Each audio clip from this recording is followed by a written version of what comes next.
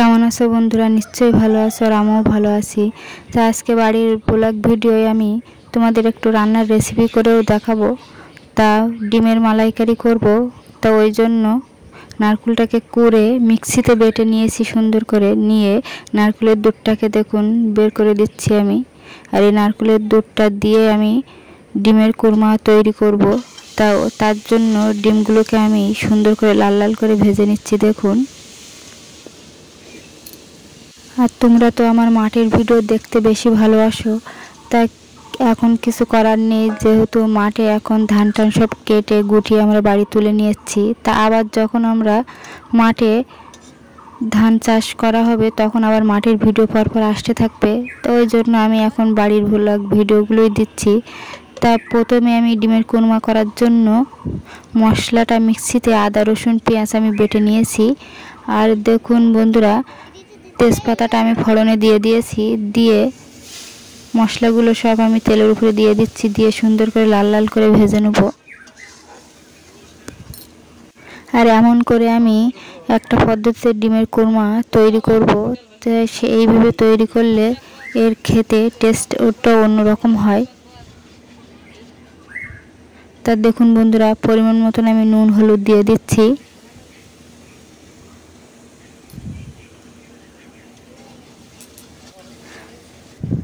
আর দিয়ে দিচ্ছি কালার করার জন্য অল্প একটু গুঁড়ো লঙ্কা। এটা যেহেতু কালার গুঁড়ো লঙ্কা নয়, এটা একটু ঝাল ঝাল করার জন্যই দিয়েছি। আর দিয়ে দিচ্ছি আমি মিট মশলা। আর মিট মশলাটা মশলার সঙ্গে কষার সময় দিলে সুন্দর একটা টেস্ট এসে যায়। আর দেখুন একটু জিরের গুঁড়োও দিয়ে দিচ্ছি। আর এবার আমি দিয়ে দিচ্ছি নারকেলের দুধটা। আমি অন্য কোনো জল আমি দেব না, নারকেলের দুধটাই দিয়ে দিচ্ছি দেখুন। মশলায় আমি আলাদা করে জল ইউজ করিনি, নারকেলের দুধটা দিয়ে সুন্দর করে ফুটিয়ে নিয়েছি। নিয়ে আমি দিয়ে দিচ্ছি ডিমগুলো।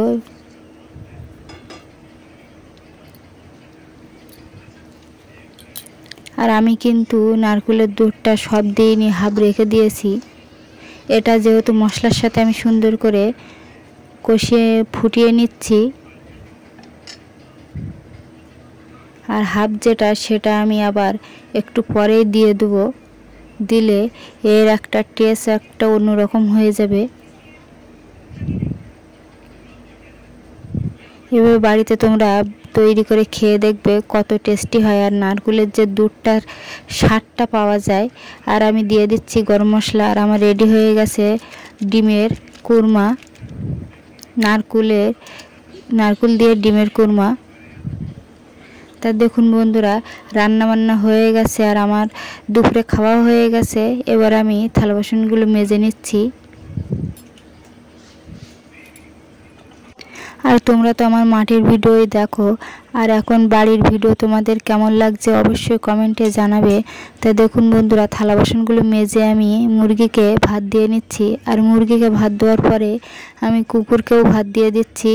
আর তোমরা হয়তো দেখলে বলবে যে এত জামা কাপড় দড়িতে টানানো, যেহেতু কদিন আগে আমি বেড়াতে গিয়েছিলাম ওই জন্য আমার এত জামা কাপড় কাচতে হয়েছে। আর আমার মালা লাইফস্টাইল ব্লগ ভিডিও যদি তোমাদের ভালো লেগে থাকে অবশ্যই লাইক কমেন্ট শেয়ার আর সাবস্ক্রাইব করে আমার পাশে থাকবে। আর সেই পর্যন্ত তোমরা সুস্থ থাকো।